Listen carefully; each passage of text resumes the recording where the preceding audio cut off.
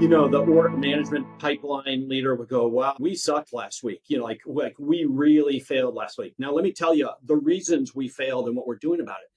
But because that person would lead with that open kimono approach, then they could point out, but you contributed to this, and you contributed to this, and you contributed to this, right? And so that's where the leadership of creating culture of being self-critical and making it, safe to be vulnerable. Welcome to another episode of CRMprov. I'm your host, Mickey Baines. Today we're jumping into part 2 of our conversation with John Rossman, author of the new book, Big Bet Leadership, set to release later this month. It's a great conversation. Let's dive in.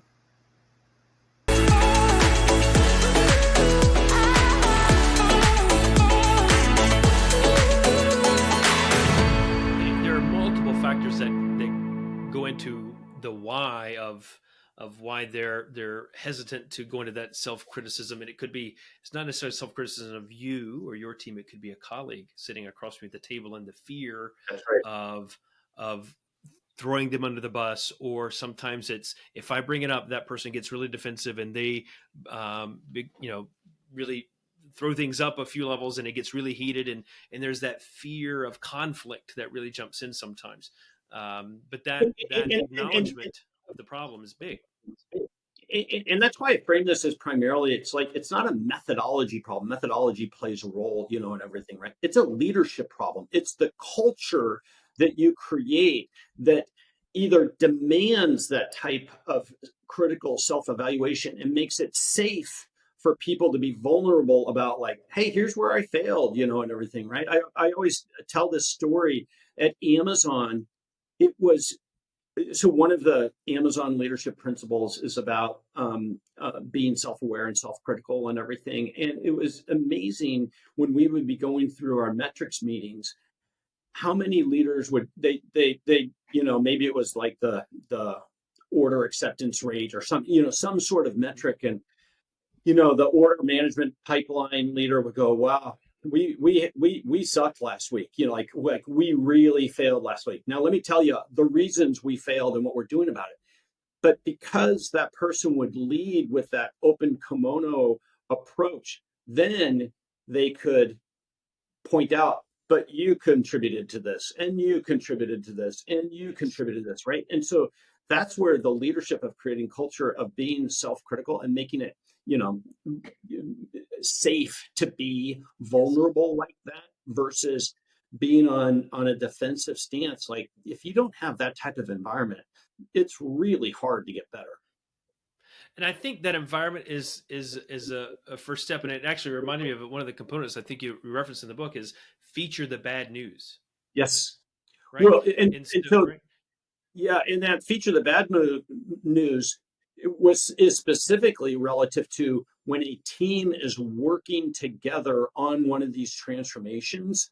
Make it easy to understand the challenges so that your leader can do their job, which is to help remove these challenges. And it's completely counter to how most project teams work. They really try to feature the good news, the thing that they've progressed about. And that's important for certain types of moments. But when we're working together, and especially when you're doing some type of status or governance meeting Yes. with your leadership, again, if you have a culture that says, like, hey, I need you to do your job, which is to help me solve these problems. Here's the problems I am having relative to this project.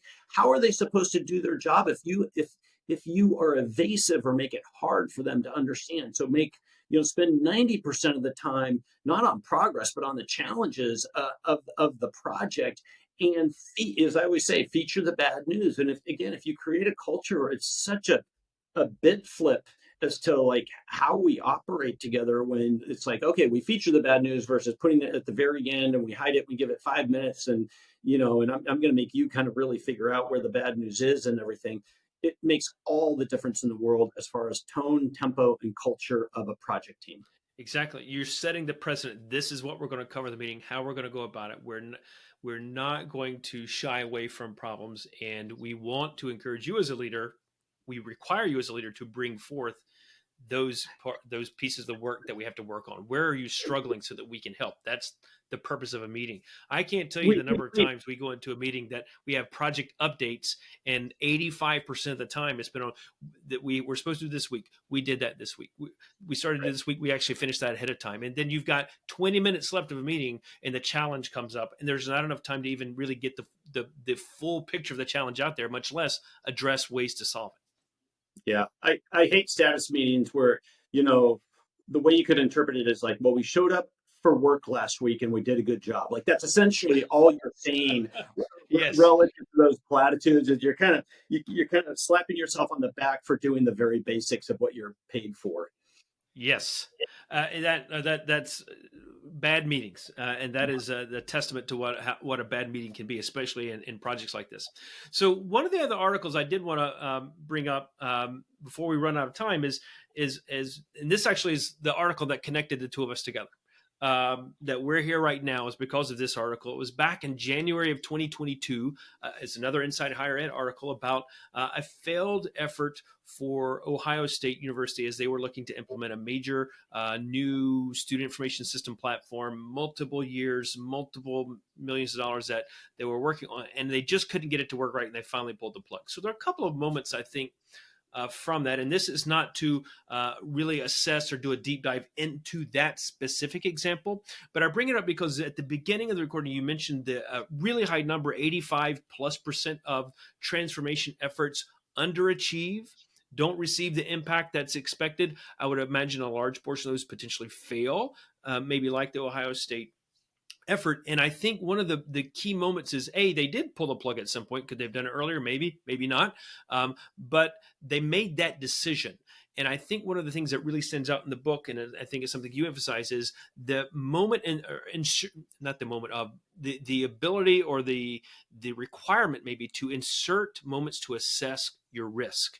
Where is the risk when you start? Where are certain milestones in the project when you have a risk assessment to determine, do we pivot? Do we change? Do we stop?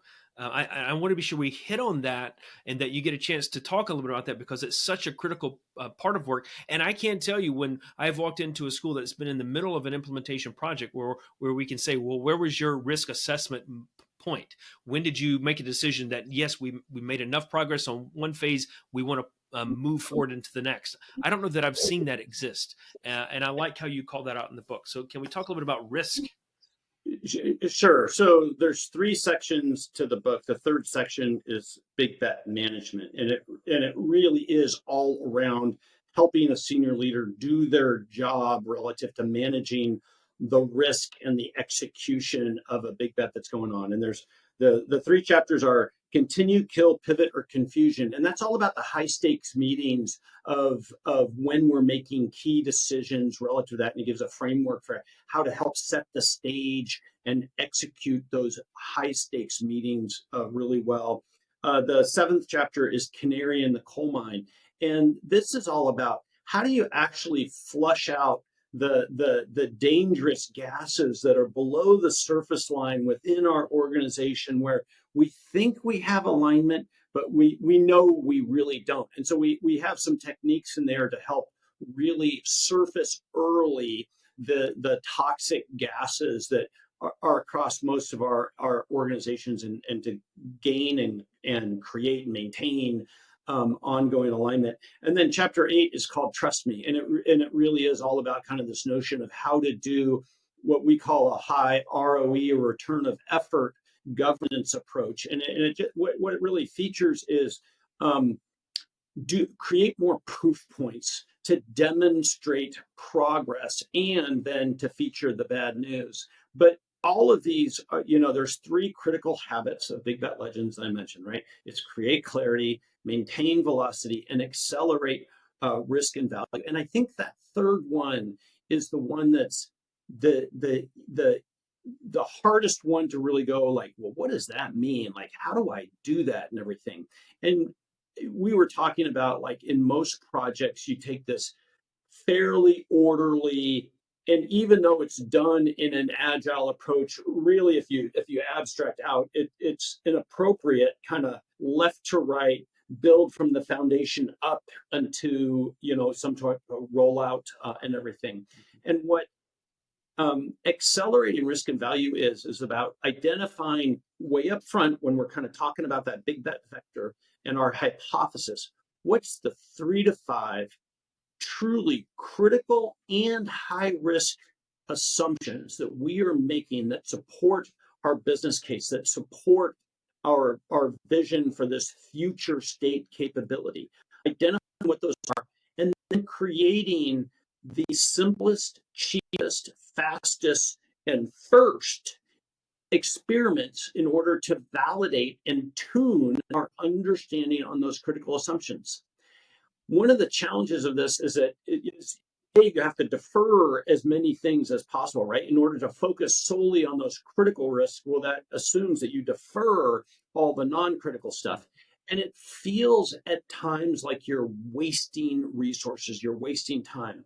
But if you just think about it in terms of insurance, right? Insurance to some degree is a wasted expense there to help protect against travesty. Well, this is kind of an insurance oriented way of, hey, we're not going to test every risk of this project, but we are going to provide the high value, high risk, limited number, no more than a handful, critical assumptions that we are making.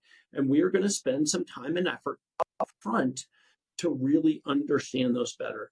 And that is such an alternate way of approaching projects that most of us, because most projects are not big bets. Most projects are fairly well understood, and we can proceed in kind of this more left to right approach. But when it truly is transformational, you better approach it backwards. You better tackle the high risk things up front, not 18 months out after you've been building these things. And my guess is, relative to this Ohio State student portal or SIS system and everything, is they had no notion of what their handful of critical risks were. And they certainly didn't accelerate the testing of those, because that would have helped avoid this waste of resources that is what the story frames out. Yeah, and I think that's a really good point. And I didn't actually clarify what I said. This is the article that connected us. That article started me down my journey, because one of the comments in that article was about part of the vision. It was vague, but it was about they wanted to create an Amazon-like student experience. And that started my journey down 2 years of looking into, well, how does Amazon create a customer experience? We know that they have obsession over the customer, or they're a customer obsessed company. Well, let's define what that means, and how does that work its way into all of the efforts and things that they do, whether it's the Fire Stick or the Kindle, whatever it is, all of those innovations that come out, thinking about it from those lenses, and then all the other work that goes behind. One of the things that did stand out to me, and I don't know, I've probably read 8 books, including 3 of yours now, John, about Amazon. And what probably one of the things that stood out to me most, and as I reflected on what I was reading, how far I had to get into a book, and sometimes I could get all the way through a book without technology really coming out. Oh yeah, yeah, absolutely. It while the technology is hard, it's never the really high risk notion of most of these transformations, right? It's always the conceptual business model, the change that's required in the organization, top to bottom. It about the alignment of, well, where are we going and why are we doing this, and the critical pivotal decisions that have to be committed to, and why it's important to flush out those toxic gases early in order to do it.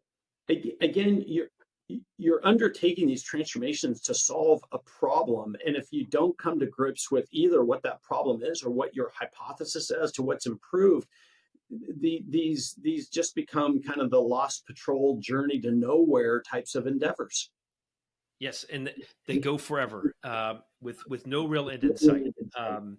Such a powerful. So I want to wrap us with one big question, because this is for the listeners out there, or watchers, because this is video, so it might be either. But let's assume I'm working at a college university. I've already begun my transformation. Maybe that transformation started 3 months ago. We're making some progress, maybe not quite as much as I'd like to see, but it's not a failure. After I hear or watch this episode, a light bulb goes off.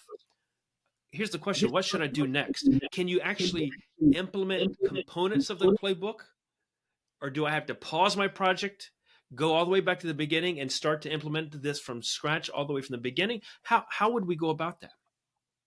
Yeah, no matter where you're at in the journey, it's going to be an ongoing aspect. Sometimes it's more incremental. Sometimes it's more of a step change difference and everything.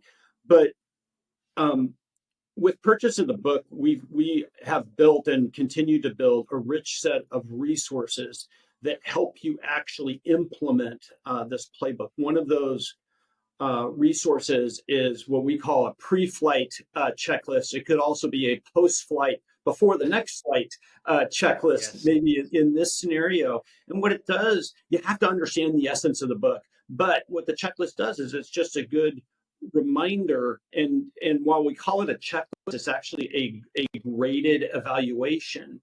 And so it helps you appreciate your strengths and weaknesses across, probably 30 different factors to understand, like, hey, what are our strengths, what are our weaknesses? And the points we make in this pre-flight checklist is you might do it like a normal kind of scorecard and everything. Go, hey, we've got mostly five, but we've got a couple of things that are ones, but our overall average is 4.2. We're good to go. Not the case when it comes to big bets. Every single one of these factors has to be in alignment, or you have a material weakness relative to your approach. And use the analogy of a chain, you're only as strong as your weakest link. Like, this is a linked system that has to be in place. So that's a nice lightweight way to just do an evaluation or an assessment. You do need to understand kind of the major lessons from the book in order to do it well and everything. But we make several commitments in the book about resources being available to the reader, and we mean it. We are aiming to exceed what we have seen any other book give readers, as far as, like, take this book and put it into action. So I'm excited for folks to see the book, read the book, and then also find those resources. The book, Big Bet Leadership, you can find it online, bigbetleadership.com. That would be after you've got the book, read it, or if you want to go there and find and buy the book. But after you have it, that also would be where the resources are, correct? That's right. Yep. Yep. And so one additional resource, you talk going above and beyond. That sounds a lot like a former Amazonian would do and their work. We have a special offer for folks listening in today. We're going to have a private invite only book club. John's going to join us. We're going to again, invite only. So if you connect with us, you've got a link here in the show notes that will help get you to me and to get you on the list. There is some work to do. You've got to read the book, but we will provide you a copy of the book. You read, you join us for a private conversation with John. We're going to be reading through, not reading through the book, but we're talking through, giving you an opportunity to ask John questions about your transformation and your planning and your visions, whatever you find that you have questions about the book, that's going to be open to you. And so we're really excited to offer that. We do have a limited number. So jump on the show notes, grab the contact, reach out as soon as possible so that we can ensure that we hold a space for you. Again, that will be coming up in April. Want to be sure we give everyone a little bit of time to read the book. So we've got that. It comes out February 27th, right, John? That's the release of the book? February 27th is launch day. So we're excited. I'm sure excited for the launch of the book. I can't speak enough about it, folks. If you're listening, I shouldn't do this. I'm sometimes embarrassed, but I used up more than 2 highlighters marking this book up all the way through. You can find lots of it, and it is just a really great read. If you are jumping into a transformation, if you're in a transformation or have experienced one in the past and you know some of the struggles, we've all had them, this will help you identify why the struggle happened, what was the cause, and to give you solutions on how to address that for yourself in the future. That's why it's a great playbook. John, thank you so much for joining us on the show. Really, really a pleasure to get to work together and to have you here and share these insights and to share the book with everyone watching and listening. I greatly, greatly appreciate it. Well, thanks, Mickey. You've already helped me improve my thinking relative to, some of the ways to apply these lessons in different circumstances, and the work that you do and your audience does is critical. And I would just encourage everyone to, you know, don't suffer in the current state. Like, we can actually make progress, do better, and you can do it really smart, and you can do it in a high impact, low risk way. One of the reasons we wrote this book was that these transformations, they're not only truly impactful and high risk for the organization, but they're also truly impactful and high risk for the people that are leading them. And so the reader of this is very near and dear to us, as Kevin and I have been in that position multiple times in our career. And so we really use this as a personal book for people that are out there leading these types of transformations. I get that when you read this, and I know some folks that have had it impact their career, both positive and negative, right? And as you mentioned earlier, if there's no risk, it's not a big bet. It's not Right. a bet if there's no risk. And in thinking about it in a more critical way, in a smarter way, to take on the endeavor is a really important piece. So thank you for the work to put in to create this book. And I really look forward to seeing you again in just a few months as we jump into the book club. Thank you again for joining us, John. Absolutely. I look forward to the conversation in the book club. Yeah. Yep. Everyone, thank you as always for listening to another episode of CRMprov. I'm Mickey Baines, your host. I look forward to seeing you or speaking with you or speaking to you again next week on our next episode. Thanks so much.